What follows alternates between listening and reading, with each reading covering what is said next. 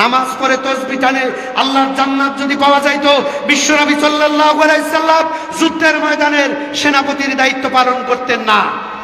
শুধুমাত্র নামাজ আর রোজা করে যদি ডাইরেক্ট জান্নাতে গিয়া কলা খাওয়া যাইতো, সাহাবাস বাইত যুদ্ধের ময়দানে শহীদ হতো না। বাসর ঘরে না গিয়া যুদ্ধের ময়দানে ঝাঁপিয়ে পড়তো না। কথা বলুন ঠিক কিনা? সুতরাং নামাজ, রোজা, হজ, যাকাত এটা যেমন আল্লাহর বিধান, আন আকিমুদ্দিন, আল্লাহর জমিনে দিন প্রতিষ্ঠা করা, এই অর্ডার কার? কথা বলে না এখন, এই অর্ডার কার? এটাও আল্লাহর অর্ডার।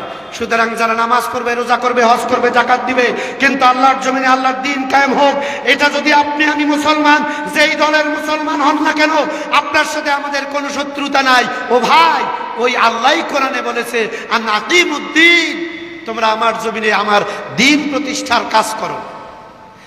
আল্লাহ রাব্বুল আলামিন বলেন, তোমরা যদি দিন কায়েম করে ফেলো, দিন যদি কায়েম হয়ে যায়, আর তোমাদের নেতা যদি আল্লাহওয়ালা হয়, নেতাদের কলিজায় যদি থাকে কার ভয়? আল্লাহ পাক বলেন ওয়াত্তাকুল্লাহ, আল্লাহ পাক বলেন ওয়াত্তাকুল্লাহ, তোমরা আল্লাহকে ভয় করো। নেতা যদি এমন হয় যার কলিজা আল্লাহর ভয়, শুধু 5 ওয়াক্ত আদায় করে না, তাহাজ্জুদ বাদ দেয় না, এমন মানুষ যদি নেতা হয়, তাহলে আপনার আমার উপকার আছে না নাই? কথা বলেন আজারুল হুজুর, আল্লাহওয়ালা মানুষ যদি নেতা হয়, উপকার আছে না নাই? যারা বলেন আছে না নাই? কি উপকার? ছোট্ট একটা হাদিস আমি আপনাদের শোনাই। হযরত আলী রাদিয়াল্লাহু তাআলা আনহু, তিনি যখন খলিফা, তিনি যখন রাষ্ট্রপ্রধান, ওই সময় ভালো করে শুনবেন, আল্লাহওয়ালা যদি নেতা হয় তাহলে কি রকম হয় অবস্থাটা? এই হাদিসটা শুনলে আপনার কলিজা ঠান্ডা হবে। হযরত আলী রাদিয়াল্লাহু তাআলা আনহু, তিনি যখন রাষ্ট্রপ্রধান, ওই সময় হযরত আলী রাদিয়াল্লাহু তাআলা আনহুর লৌহ বর্ম যুদ্ধের ঢাল, যুদ্ধ চলার সময় যে ঢাল ব্যবহার করত, লৌহ বর্ম, এইটা হযরত আলীর হারিয়ে গেছে। হযরত আলী রাদিয়াল্লাহু তাআলা আনহু নতুন আরেকটা লৌহ বর্ম কেনার জন্য মদিনার বাজারে চলে গেলেন।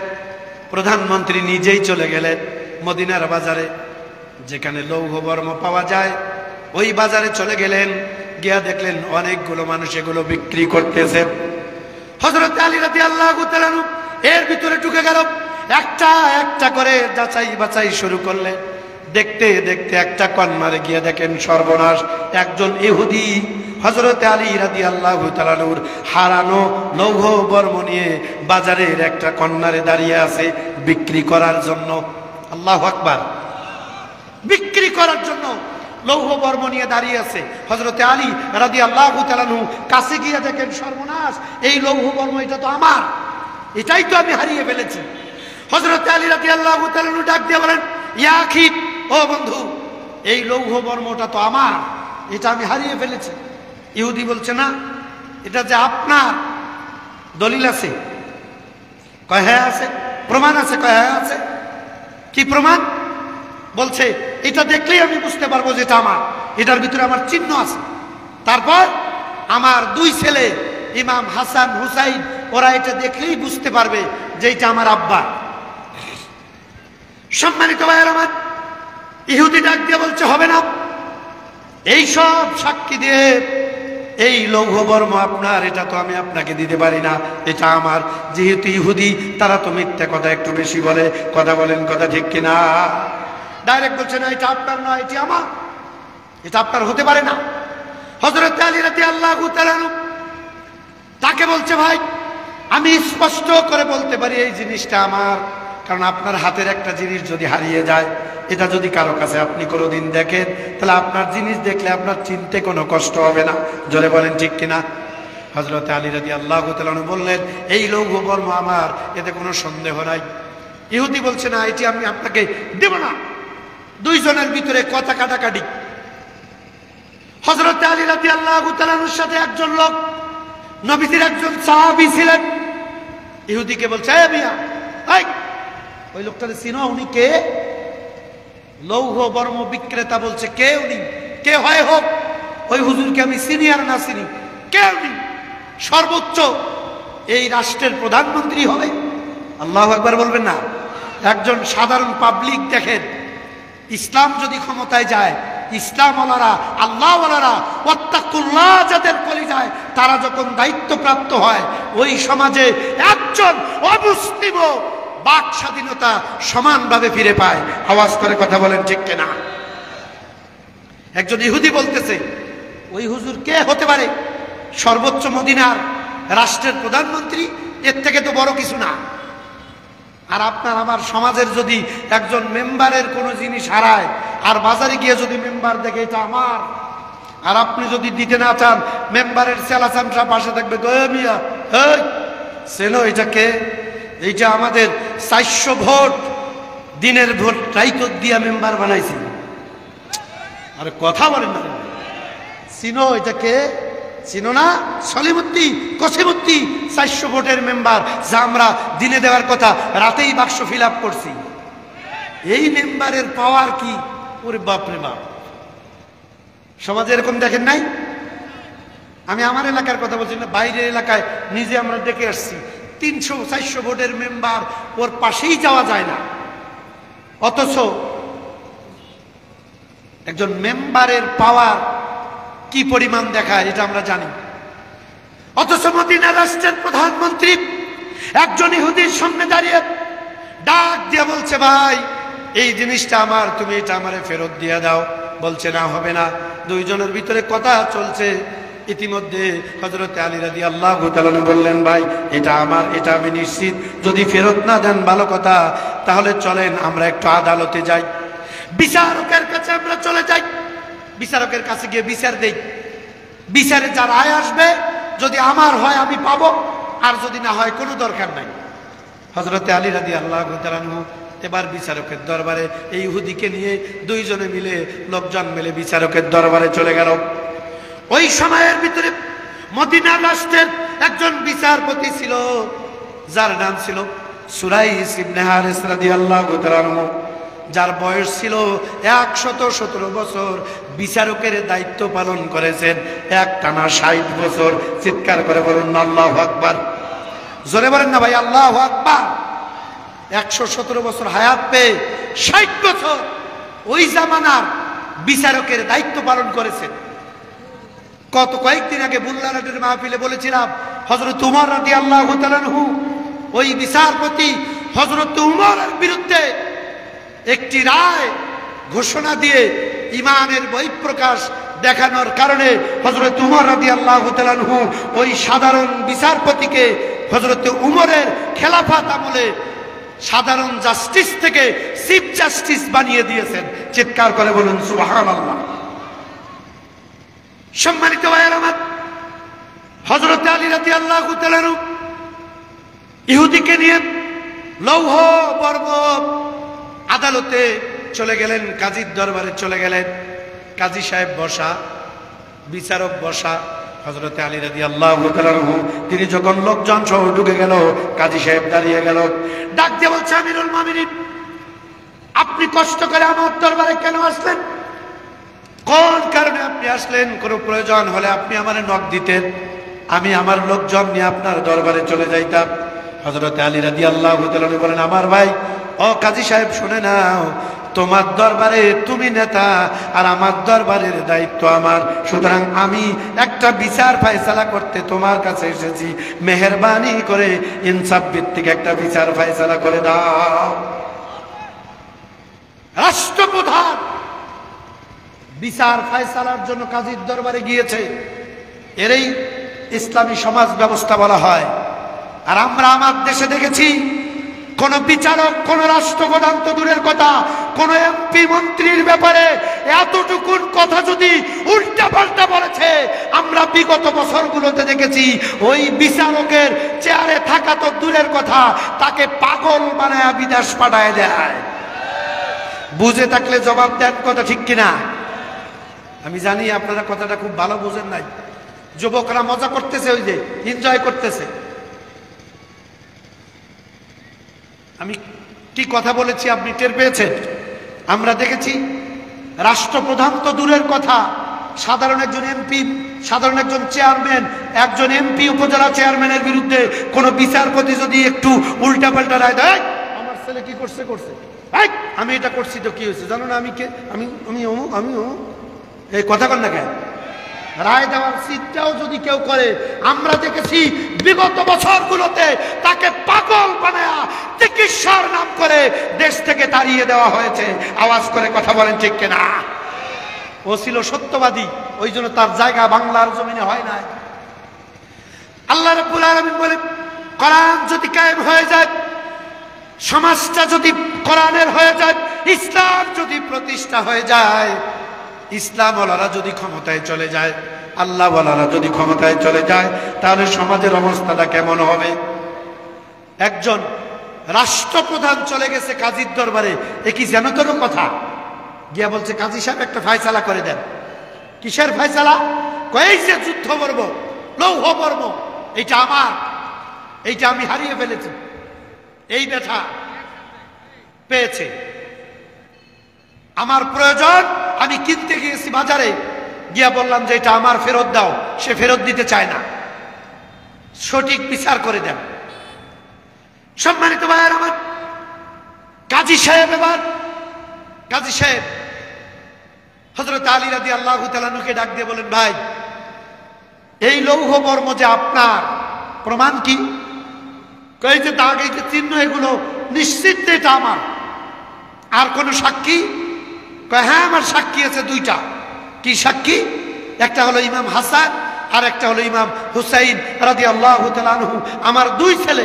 তাদেরকে ডাক দেন, তারা দেখলেই বলবে যে হ্যাঁ এটা আমাদের আব্বুর। সুবহানাল্লাহ বলবেন না? প্রধানমন্ত্রীর বিচার করতেছে ওই সময় কাজী, বিচারক।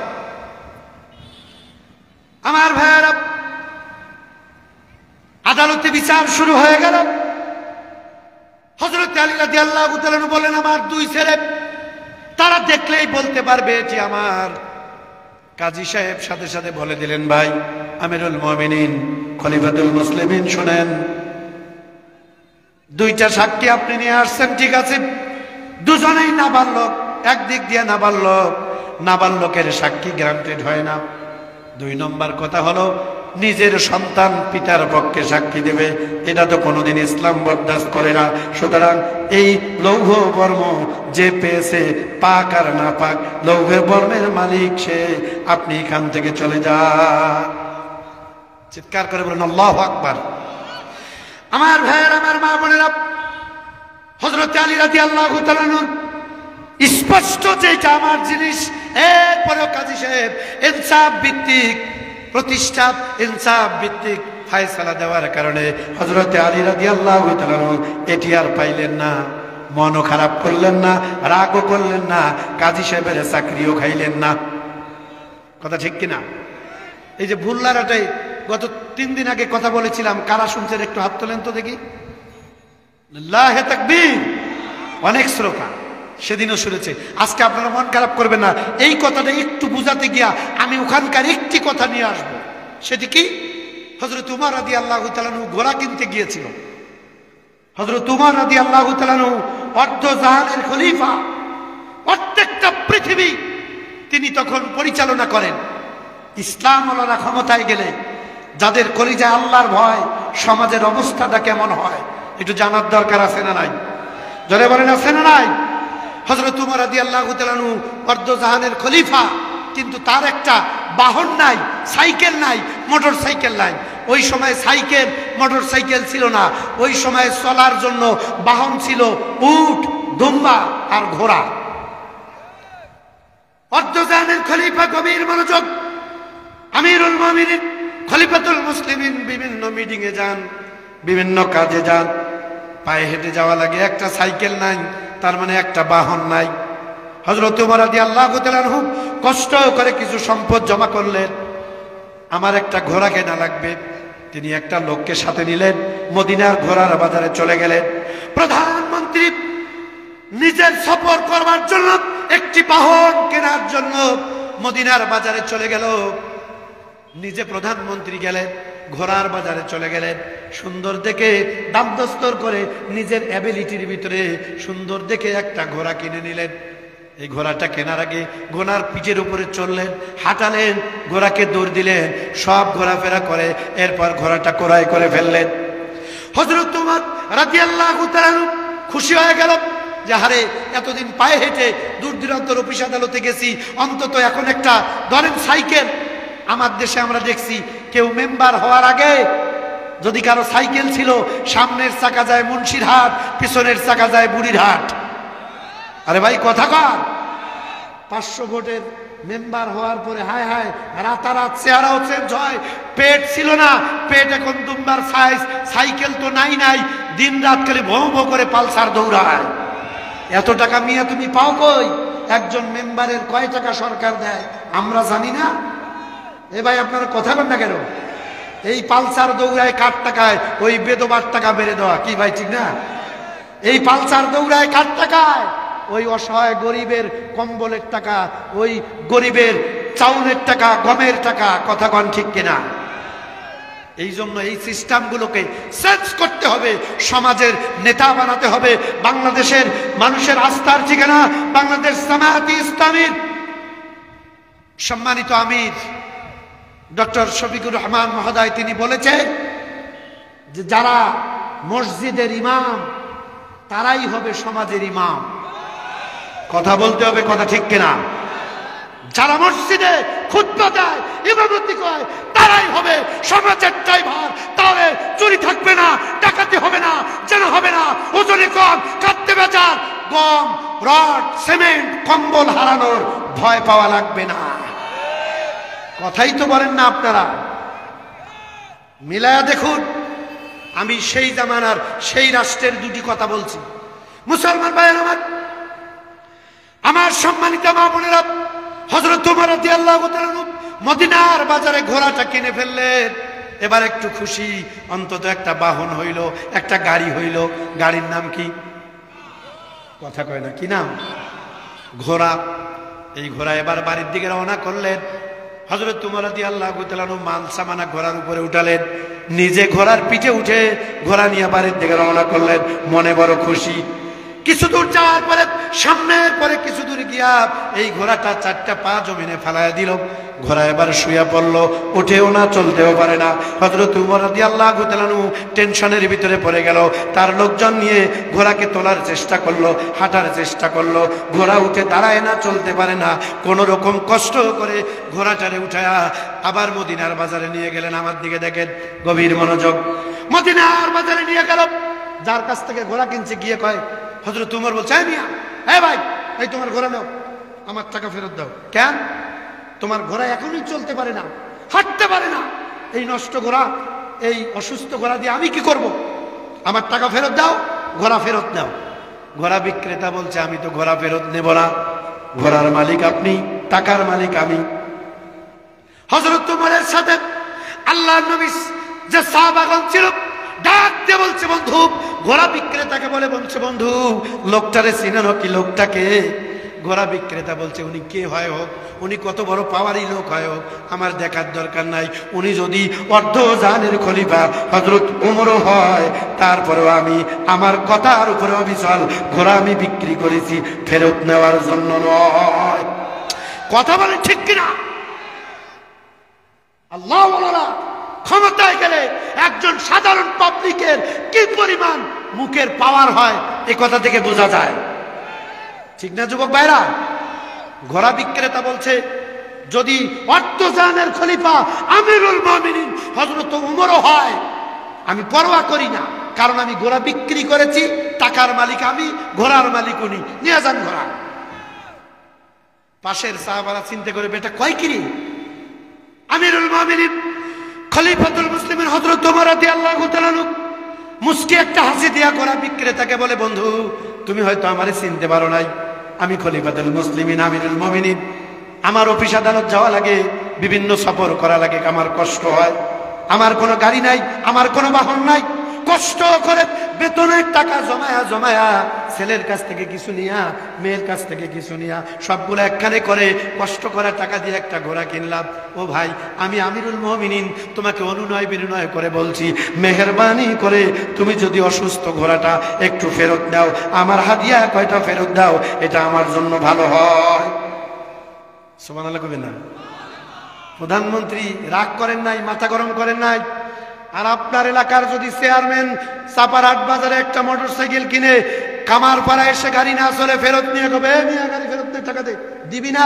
এক থাপ্পড় মেরে 32টা দাঁতের 36টায় তিস্তা নদী ফালাইয়া দেবে। হ্যাঁ, কথা কন না কেন? হে আমার সেনো, আমার গাড়ি তুমি ফেরত দিবে না? সেনো, আমি চোরাই ভোটের চেয়ারম্যান। হ্যাঁ, কথা কন। আমার আলোচনা বোঝার টেকনিকই তো আপনাদের নাই। গতকাল থামেন প্লিজ, গতকাল রংপুরের মানুষ খুব বুঝেছিল, কথায় কথায় সাপোর্ট ছিল, কিন্তু আমাদের এলাকার মানুষ এখনো ভয় পায়, ওরে বাবা কি থেকে কি হয়। আরে মিয়া, যা হয় হোক, যা হবার হবে, মরতেই যখন হবে জীবন দেব, কোরআন থেকে ইসলাম থেকে চুল পরিমাণ পিছনে ঘুরে দাঁড়াবো না।